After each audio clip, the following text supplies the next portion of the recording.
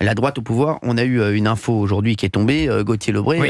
Et la droite au pouvoir, on n'a pas l'impression qu'elle est au pouvoir. Oui, on s'attendait à des mesures fortes sur la sécurité, sur la lutte contre l'immigration illégale. Et la première mesure concrète du nouveau Premier ministre Michel Barnier, qui fuite dans la presse grâce à Gérald Darmanin, c'est une hausse des impôts sur les entreprises profitables et les ménages les plus aisés. Éric Ciotti, Michel Barnier augmente les impôts. Vous le censurez ou pas ? Nous verrons bien si cette information est vérifiée. Moi, oui. Matignon a confirmé. Le porte-parole de M. Barnier étant M. Darmanin, il faut prendre tout cela avec un peu de réserve. Oui, mais alors ça a été confirmé par Matignon. Si c'est confirmé et si ça se traduit dans le projet de loi de finances, personnellement, je m'y opposerai de toutes mes forces et par tous les moyens. Donc la censure. Je le dis clairement. Mais voilà, c'est la position de Jordan Bardella et Marine Le Pen aussi. Non, je ne parle pas pour eux. Et je n'ai pas parlé de censure à ce stade. Nous évaluerons ensemble la situation. Ce que je dis, c'est la démonstration de l'analyse que je vous faisais il y a quelques secondes. C'est que ce gouvernement, il sera prisonnier de ses alliances. Il hérite d'une situation catastrophique. Le bilan de M. Macron, plus de dettes, plus de déficit, plus d'immigration, plus d'insécurité. Et il est nommé par M. Macron. Quand vous voyez que le directeur de cabinet de Michel Barnier et M.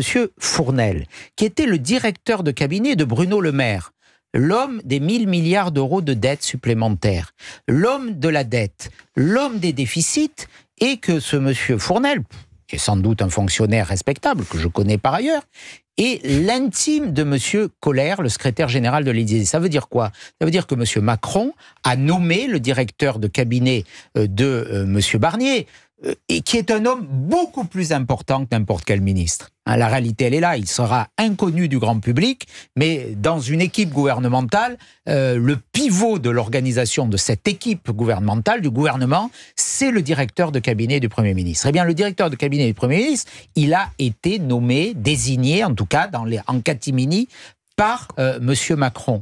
Donc, on voit bien, mais cette hausse des impôts, quand même, comment alors que nous sommes le pays au monde qui, chaque année, Cyril, gagne à la Coupe du Monde des impôts. Je viens de le dire. La France... Vous étiez là ? Je l'ai dit il y a 10 minutes. La France, chaque année, et depuis de nombreuses années, en tout cas depuis que M. Macron est président de la République, même avant. Et avec M. Hollande également, peut-être même avant aussi, c'était qui ? C'était M. Sarkozy, mais on en parlera j'ai dit des choses et on en parlera. Oui.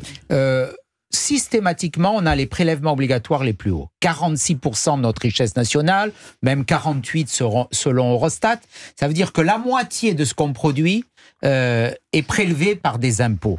C'est un handicap considérable. Pourquoi ? Parce que ça pèse sur le pouvoir d'achat des ménages. Parce qu'une partie de leur revenu est prélevée pour l'État, pour dépenser, et ça pèse sur les entreprises qui, dans la compétition internationale, ont plus d'impôts et de charges. C'est-à-dire qu'ils courent un 100 mètres avec des boulets aux pieds. Donc c'est un drame, ces prélèvements obligatoires. C'est ça qui nous handicape.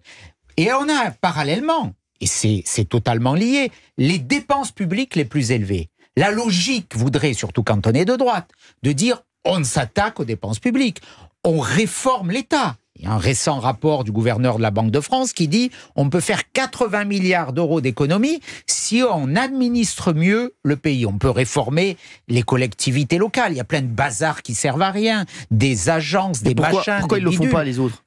Parce qu'il n'y a pas le courage, il n'y a pas la volonté, parce qu'il n'y a pas la réforme. Nous, on l'aurait fait si on avait eu la majorité absolue, avec le soutien fort d'une majorité à l'Assemblée. Là, la coalition, elle va plaider sur des mesures qui sont contraires à l'intérêt général. Mais dire qu'on va augmenter les impôts à nouveau, une fois de plus, c'est une paresse intellectuelle totale. Au lieu de s'attaquer à la baisse des dépenses, parce qu'on gaspille de l'argent public en permanence.